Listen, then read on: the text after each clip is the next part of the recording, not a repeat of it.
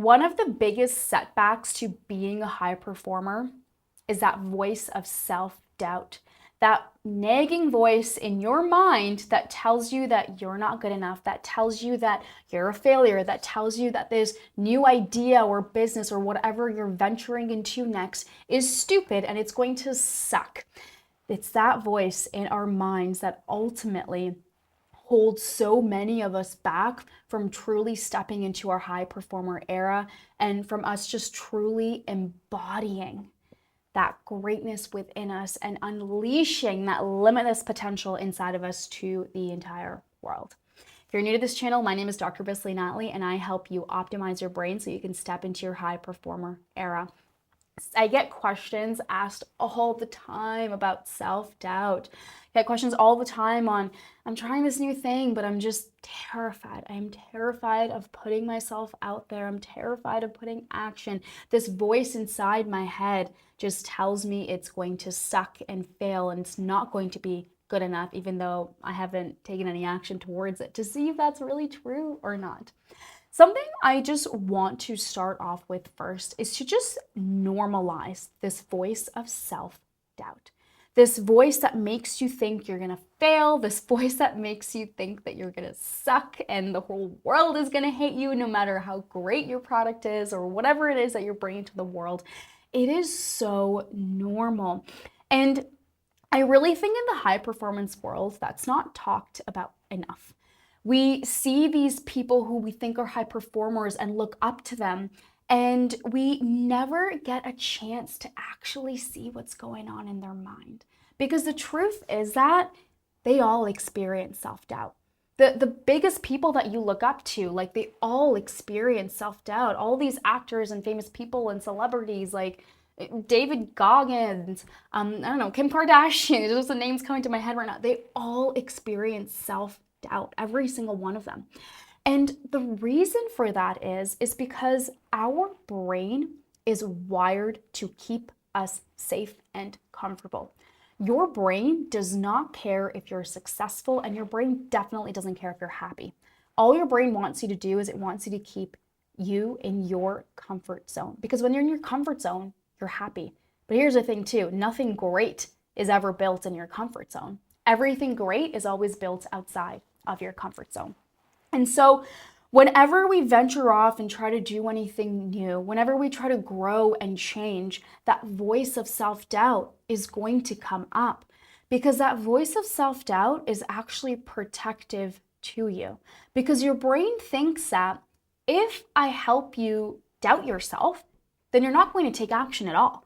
If I help you think that you're going to fail and you're going to suck and that you're not good enough already without you even taking action, then maybe you won't take action at all. That's your brain's way of thinking. Because if you don't take action on this new thing, you'll never go outside of your comfort zone.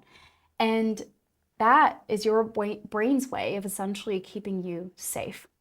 So very important to understand that, because for a lot of us, when we experience that voice of self-doubt, that voice that tells us we're not good enough, that we're failures, that we're whatever, we're really quick to freak out and we're really quick to think that something is wrong with us. And again, I think this is really because a lot of people in the high performance world, they don't really talk about how they experience that voice of self-doubt, whatever, all the time. Anytime they take a new action, we think that these people are just invincible and they just have this voice of positivity that they experience all the time. But that couldn't be further from the truth. Humans are humans at the end of the day, right? And having more success doesn't change the fact that you are a human at the end of the day and your brain works like how all humans' brains works. And that means that anytime you do anything new and uncomfortable, that voice of self-doubt is going to come up. So one of the best things that you can do is to normalize this in your mind. Stop making yourself feel bad about it. Stop making yourself feel like you're broken or that there's something wrong with your brain because you experience this voice of self-doubt. And instead, I want you to thank your brain. I literally, in these moments when that voice comes up to tell you that everyone's going to make fun of you, that you're not good enough, that this is going to suck, the world's going to hate this, I want you to take a moment to be like, thank you, brain. Thank you for that. Thank you for trying to keep me safe. Thank you for, trying to protect me and be there for me, but I'm okay. but actually this is the exact thing that we need to do because it's going to help us grow. This way of thinking and this way of relating to your brain just completely changes up how you see this voice, because now this voice of self-doubt isn't this like big, scary, uncomfortable thing.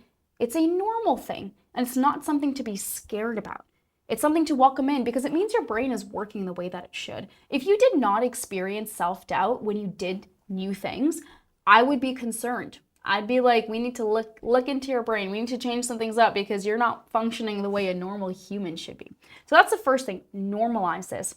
Now, really, how do you overcome this voice of self-doubt?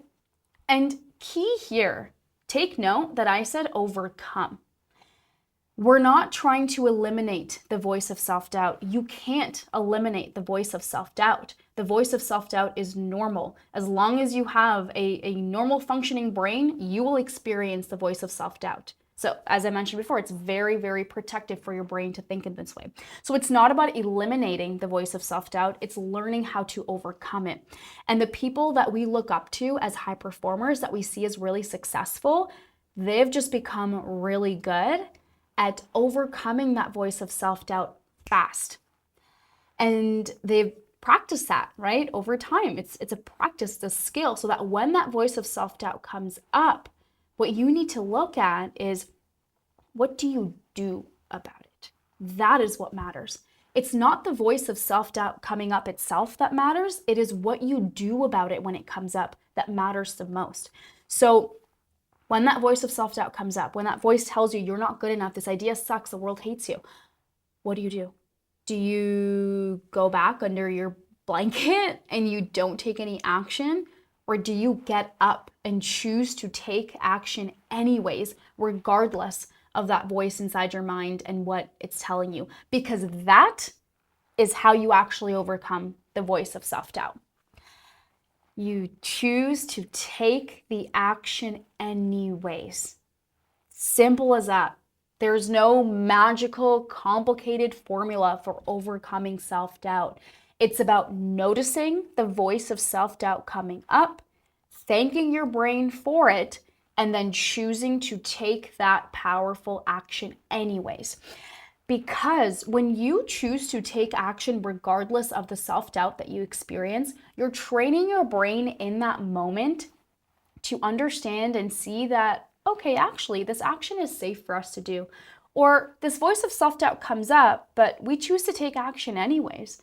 And then what starts to happen over time is that the more you start to take action regardless of the self-doubt that you experience, the easier and easier it becomes to overcome that voice of self-doubt. And really, it's as simple as that. That's how you overcome self-doubt. You choose to take action anyways. You choose to show up anyways. And you prove that voice of self-doubt wrong. And you prove to your brain that we can do big, hard, scary things. Because every time you choose to not take action, when that voice of self-doubt comes up, you tell your brain that this is too hard, that this is too scary, that we can't do this. And as a result of that, that voice of self-doubt will always have power and control over you. And the way that you overcome that is you choose to take action and show up for yourself anyways. So let this video be your permission slip to take action regardless of the self-doubt that shows up in your mind.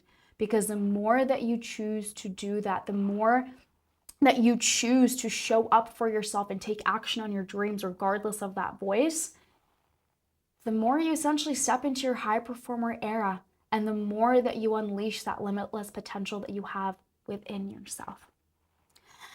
If you are really ready to invest in your health, if you're really ready to invest into becoming your highest performing self, I encourage you to start your journey by taking the What Type of High Performer Are You quiz below and find out what your high performer persona is. You could be a visionary, a leader, an achiever, or a connector, or a supporter, or an analyst or perfectionist, and learn how to specifically optimize your brain health, because self-doubt shows up in these personas and types in different ways. So learn how to support your brain health so that you can truly step into your high performer era.